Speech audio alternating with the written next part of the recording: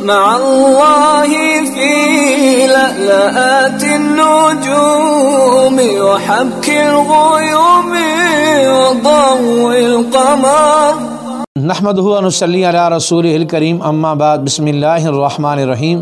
معزز خواتین و حضرات، السلام علیکم ورحمۃ اللہ وبرکاتہ۔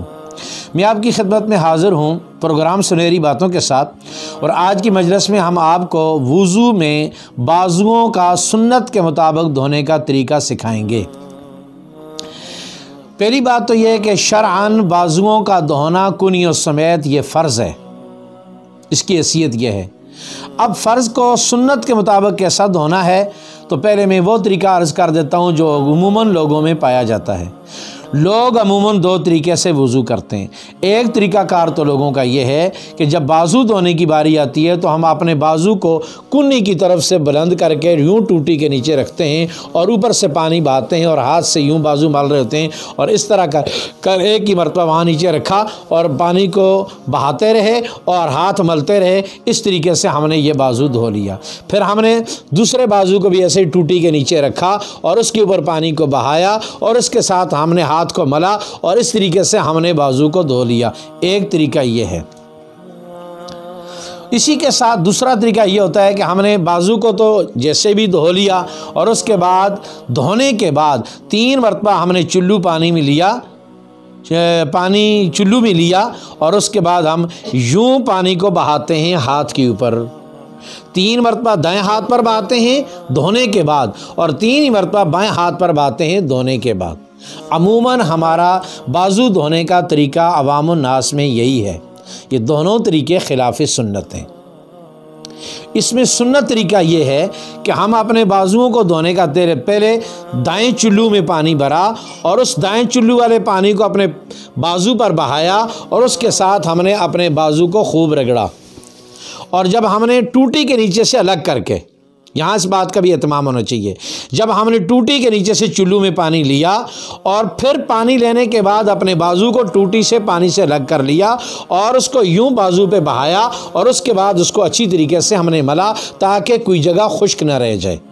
پھر دوبارہ ہم ٹوٹی کے نیچے اپنا ہاتھ لے گئے اور چلو کے لیے ہم نے چلو پانی بھرا اور اس کو اپنے بازو پر بہایا اور اس کے بعد اس کو رگڑا، اور تیسری مرتبہ بھی ہم نے اپنے چلو میں پانی لیا اور ٹوٹی سے الگ کیا اور اس کے بعد ہم نے اس کو بازو پہ بہایا اور اچھی طرح سے مل لیا۔ یہ 3 مرتبہ بھی عدد پورا ہو گیا، ہمارا بازو بھی دھل گیا اور سنت بھی پوری ہو گئی۔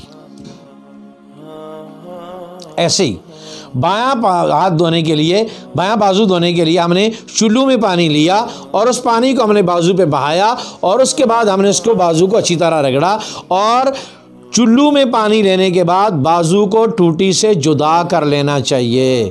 3 مرتبہ ایسے ہی دھونا ہے۔ اور اس میں ایک بات کا اہتمام کرنا چاہیے، یہ جو ہماری کنیاں ہیں یہ دونوں دھونے میں فرض میں شامل ہیں، دونوں کنیاں ان کا دھونا فرض میں شامل ہے، ان کا بھی اہتمام ہونا چاہیے۔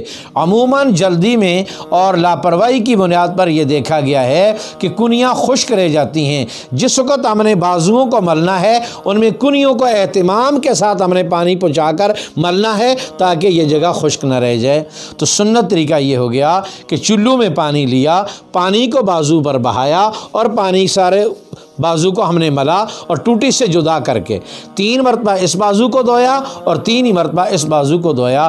اس کے بعد زائد پانی لے کر دوبارہ پانی بہانا، یہ پانی کا اسراف ہو جائے گا اور یہ خلاف سنت ہو جائے گا۔ تو بازوؤں کے دھونے کا یہ طریقہ ہے۔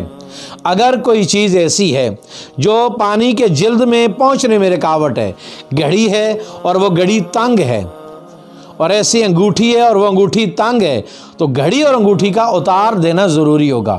اگر گھڑی اور انگوٹھی ایسی ہے کہ جس کے نیچے پانی آسانی سے پہنچ سکتا ہے، اس کو حرکت دینے سے، تو پھر ان کا اتارنا ضروری نہیں ہے۔ تو یہ بازو کے دھونے کا سنت طریقہ ہم نے سمجھ لیا۔ تو لہٰذا یہ جو ہم ٹوٹی کے نیچے اپنی کنی رکھ کر پانی کو بہاتے رہتے ہیں اور وہیں کنی کو رگڑتے رہتے ہیں، یہ خلاف سنت ہے۔ پانی سے لیا اور ٹوٹی سے جدا کر کے اس کو دھویا، 3 مرتبہ اس کو دھونا، 3 ہی مرتبہ اس بازو کو دھونا، اور اس کے بعد زائد پانی کے ساتھ اس کو استعمال نہ کرنا، یہ سنت طریقہ ہے۔ اللہ رب العزت کی ذات ہم سب کو سمجھنے کی توفیق نصیب فرمائے۔